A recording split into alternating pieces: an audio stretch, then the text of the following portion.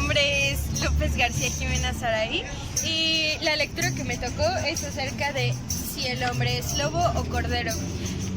Primeramente se habla acerca de que los corderos son fácilmente de persuadir, es decir, si tú les dices algo, ellos lo siguen. Entonces, pues por eso se cree que el hombre es un cordero. Pero después se pregunta, o sea, hace un cuestionamiento acerca de cuál es la diferencia entre la vida de un cordero y la de un hombre.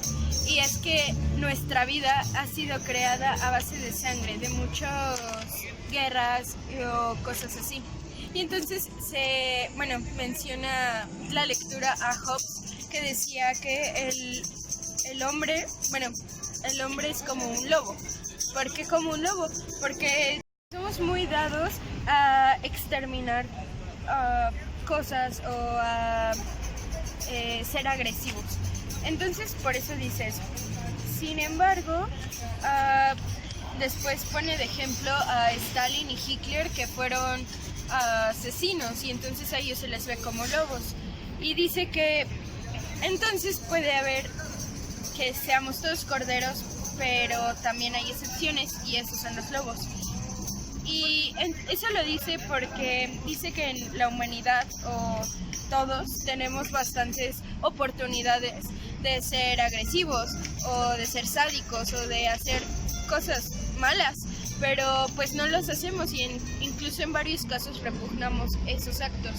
Y es por eso que pues quizás solo sean excepciones. También deberíamos de poner sobre duda, en cuestionamiento de qué es lo bueno y qué es lo malo, ¿no? Finalmente. Después empieza a hablar un poco de que quizá, o sea, no somos lobos, y aunque seamos corderos queremos imitarlos, o sea, queremos ser como ellos, y por eso es que obedecemos todas las cosas. Después empieza a hablar acerca del Antiguo Testamento y decía que la acción de Adán cuando comió la manzana en el Antiguo Testamento no está visto tal cual como un pecado, sino como algo que fue dirigido hacia su libertad. Y hace una cita que dice: la desobediencia es la condición para el conocimiento de sí mismo por parte del hombre, su capacidad de elegir. Es decir que, o sea, nosotros podemos elegir entre si hacemos, o si somos, más bien, si somos un lobo o si somos un cordero. Esto es lo que dice el Antiguo Testamento, que quizá no somos buenos o malos, pero tenemos una capacidad de elección hacia la buena vida y los lujos y todo eso, o la elección a seguir lo correcto. Sin embargo, me parece que el cristianismo fue quien mostró esto como realmente un pecado. Y después empieza a hablar la lectura acerca de Lutero, que él fue más radical y que no se dejó llevar como por eso, y tomó conciencia, y así pues impulsó otras cosas para que la mayoría de la población tuviera conciencia, ¿no? También me parece que en el Renacimiento hubo eso. También hace otra cita que voy a leer porque me parece bastante interesante, que es: la creencia en la bondad del hombre fue resultado de la nueva confianza del hombre en sí mismo.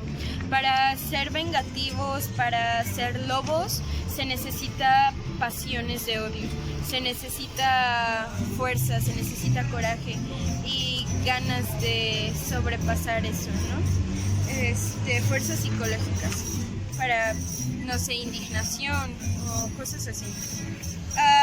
Y hasta el último de esta lectura, el escritor habla acerca de que hay tres fenómenos. Uno es el narcisismo, el amor a la muerte y la fijación simbiótica incestuosa. Todos estos van a ser más abordados después, pero dice que estas cosas son las tres orientaciones que, cuando se combinan, hacen el síndrome de la decadencia.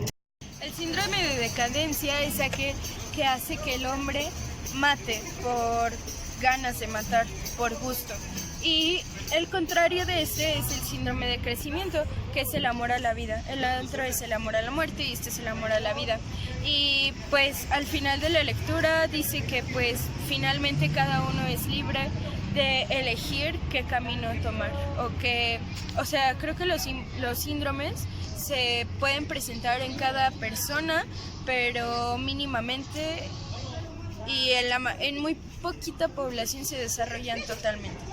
Y después da paso a la siguiente lectura. Y bueno, en el dibujo que hice quería demostrar como que pues nosotros podemos ser lobos o podemos ser corderos, entonces por eso puedes verlo de la forma que quieras, ¿verdad? Si es un lobo disfrazado de cordero o un cordero disfrazado de lobo. La siguiente lectura habla acerca de los diferentes tipos de violencia. Los diferentes tipos de violencia, primeramente, empieza hablando de la lúdica o juguetona. La lúdica o juguetona abarca lo que es como, por ejemplo, para crear una destreza en el individuo, y su fin no es matar, ni destruir, ni hacer daño. Su fin es pues la destreza. Por ejemplo, aquí tenemos un dibujo de alguien que está haciendo como karate, porque pues esa podría ser una violencia lúdica. En la lectura pone como ejemplo la esgrima budista zen. Después empieza hablando sobre la violencia reactiva. La violencia reactiva es aquella que nosotros usamos cuando estamos en peligro de muerte, cuando estamos a la defensiva. Es decir, por ejemplo, si tú ves que a un ratero le está robando algo a una señora, pues tú le golpeas o lo matas o haces algo, ¿no? En referencia a eso, porque es un instinto que sale para defenderte. Y en cuanto a esto empieza, bueno, algo que me pareció interesante es que también empieza diciendo que muchos de los poderes más altos, como los políticos o gente poderosa, utiliza la violencia reactiva, es decir, empieza a hacer que las personas se sientan amenazadas, y cuando hacen que se sientan amenazadas pues actúan en defensa. Y también dice que Hitler lo usó en 1939 para justificar su ataque a Polonia, para que fuera como algo justo. Y de la violencia reactiva se deriva la frustración. La frustración es cuando no quieres algo tanto, pero por ciertas casualidades o cosas no lo logras. Y pues también por eso pues reaccionas con violencia. Dentro de la frustración también puede entrar los celos y la envidia. Después nos empieza a hablar acerca de la violencia vengativa.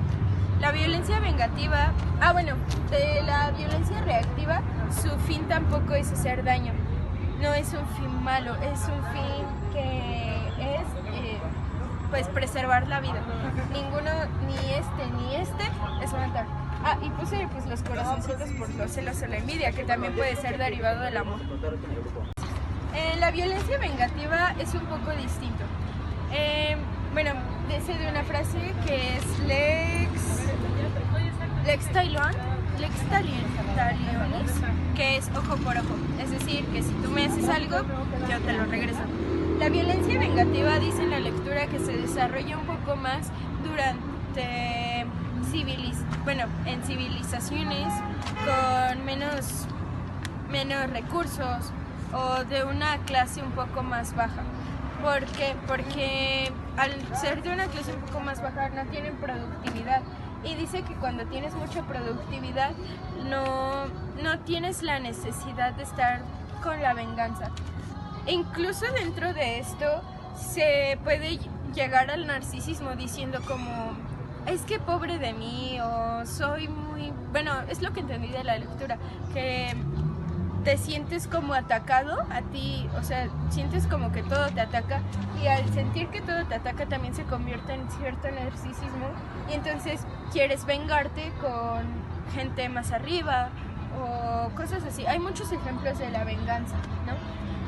Desprendida de la violencia vengativa empieza el quebramiento de la fe, que no necesariamente es religiosa.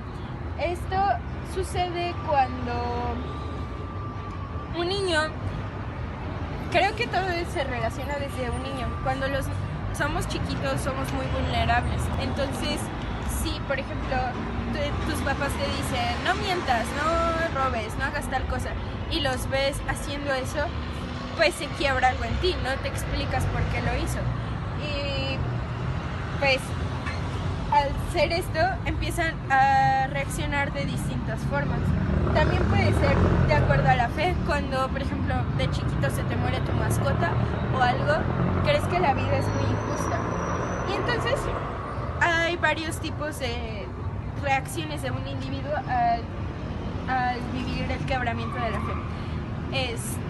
La primera es que lo olvida y crece. La segunda es que puede cuestionarse el por qué es así y tomar un poco de venganza, si es contra su madre o contra una iglesia o contra algo así, lo puede hacer. Otra es afiliándose y buscando o esperando un milagro. Y la última, que es la más fea, es intentando entender por qué pasó eso y haciendo que creerse a sí mismo que la vida no vale la pena, que es muy injusto todo. Y pues esto puede llevar a varios tipos de violencia, tanto atentando contra la vida de otros, contra la misma. Y también las dos últimas es la violencia compensada y la sed de sangre. La violencia compensadora. La violencia compensadora habla sobre la impotencia. De acuerdo a esto, tampoco es ninguna es con el fin. Bueno, aquí ya sube un poco de nivel, porque su fin sí puede ser matar o hacer daño. En la violencia compensadora es una impotencia, que por ciertas cosas no puedes realizar algo. Es decir,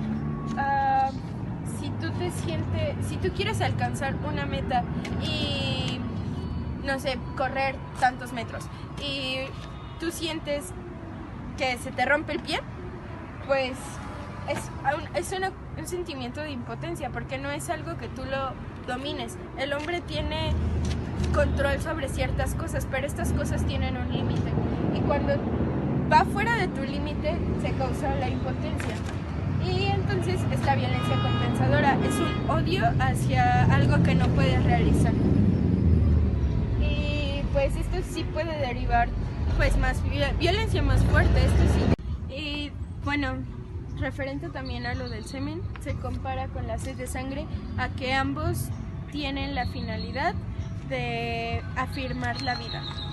Y la última frase de esta lectura es que nunca vas a terminar de distinguir, o hay una diferencia muy pequeña entre alguien que tiene sed de sangre y alguien que está enamorado de la muerte.